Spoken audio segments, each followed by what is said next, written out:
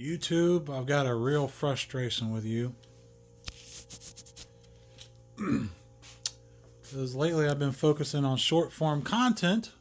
And even though YouTube is where I go for the majority of my entertainment or resources or information, I'm having trouble making content that matches it. Maybe because I hate editing.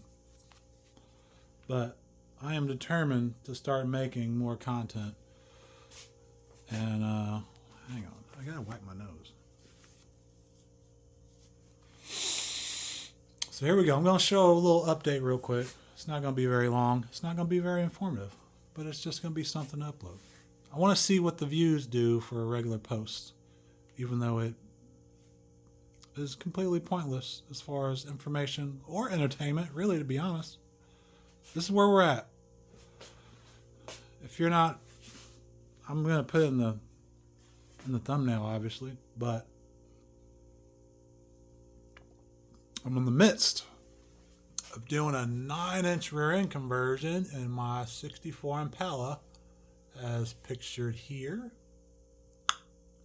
or here. I'll put it here. So this is where we're at right now. So we took 4 inches out of one side, and though I was tempted to reuse these axles, it's a 28 spline axle, and honestly, since I took 4 inches out of this one, I'm fairly certain that I could have re-splined it. The 28 spline axles, you see that neck down right there? So a lot of times when you chop an axle down, they can't re-spline it because it's too short. But if you go down far enough, you get back down to the meat. So I could have re-splined it, but I don't know. I've had a lot of back and forth with a bunch of people, and I just wanted new metal.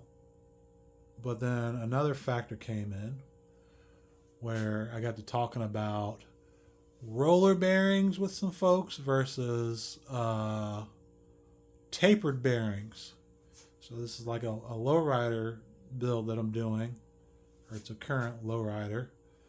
And you know, I do the 3 wheels on my car. I don't really abuse the car a whole lot, but I'll hit a nice rolling 3 wheel every once in a while. It's an Impala. They do it real easy. So, you know, you kind of got to. So with that, since you get a lot of, I think it's called like lateral loads. So I was talking to some folks, and I got convinced in order to run, there's a, what's it called? Come on. Tapered bearings. There's a tapered bearing inside of there. And so that relocates where the seal, the axle seal goes. Because normally the axle seal is back here for these dudes. On these dudes, the seal is back here. And so this is just a regular roller bearing. But that's a taper seal bearing. So when you do that, the inner diameter for the bearings is different by about 20 thousandths, I think. And so that kind of forced me to get new axles, which it kind of worked out. I wanted to buy new axles anyway. And so I lived pretty much driving distance away from Mosier. So what I did was I drove up to Mosier, and if you show up first thing in the morning, 8 a.m., you can have them just cut your axles there while you wait, which was kind of nice. I looked at the measuring sheet, and I was fairly confident in my measurements, but because of that whole bearing thing, I just kind of wanted to run up there, get them done the same day. Plus that instant gratification thing, that was kind of nice. So I got that done. So that's where I'm at on that. And then next, this is one of the backing plates, I'm still running big Ford. I never replaced the ends, or at least I haven't yet.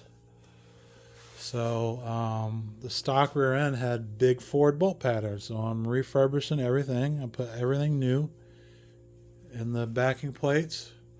I did them one at a time because, I'm kind of slow like that. So I'm going to take this one, break this one down, wire brush everything and paint it and make it look like that one.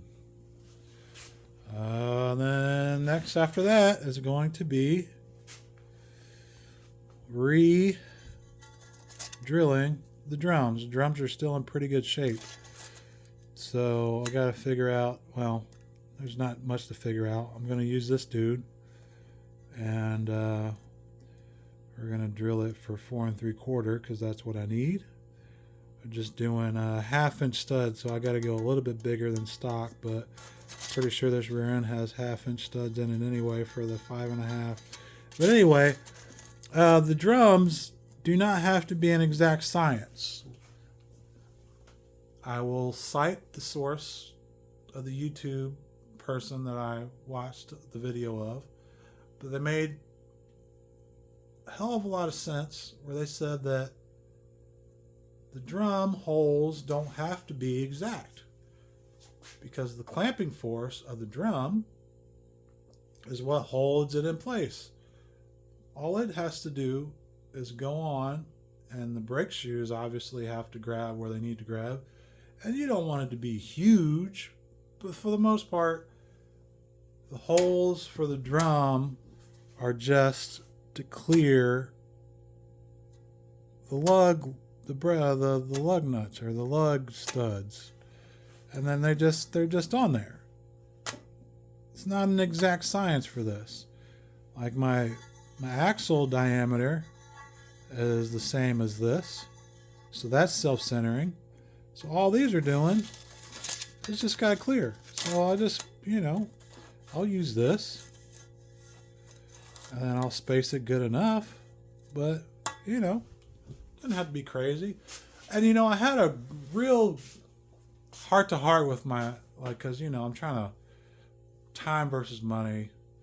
Like obviously I could just buy a whole rear end for my car that would just bolt in, but then I was like, well, I can get a 4.9 inch and I can do it myself, and then instead of me spending, I think, like the whole setup that I would normally get, it's like $2,400. I was like, I can see what things I can capable of doing, which is a lot, but sometimes it's just easier to just spend the money on something that you're wanting to do in order to save time.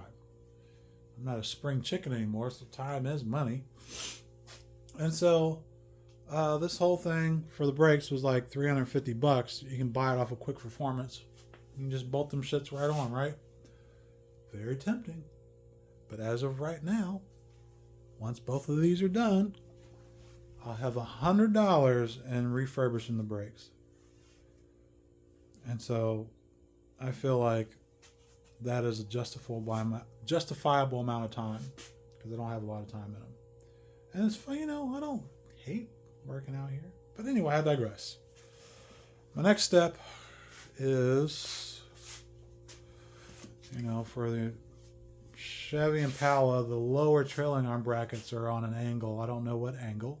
And then the upper banana bar bracket is, straight front and back, and then it centers itself with a panhard bar, but because, it's a low rider, I'm going to eliminate the panhard bar, so eventually I'll end up making a banana bracket.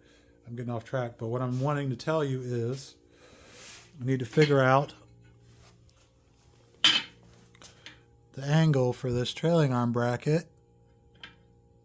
9 minutes? Okay. This trailing arm bracket, and then figure out the spacing between, left side and right side, and that's going to be the next step. Then once that's done, I can worry about brake lines and a wishbone, and then figuring out this yoke, because the U-joints are different because GM versus Ford. And that's pretty much where we're at right now. I want to say we're at a halfway point, but that feels like it's being generous. But yeah, I don't know. It's not hard, but it takes a lot of work to do one of these yourself, because when you buy it, that's what you're paying for. Is people have done all the work and all the research, and they put it all together and they ship it to your house, and you don't have to worry about doing any of that. But if you're cheap or curious or stubborn, I don't know which words you want to use, but if you're like that, then this is what it ends up being. And so that's my update for now. And then, maybe once I get in the nitty gritty or find something insightful that I want to put out there for other people to know, then I'll record it. But that's where we're at right now. And that's it. I will talk to you later.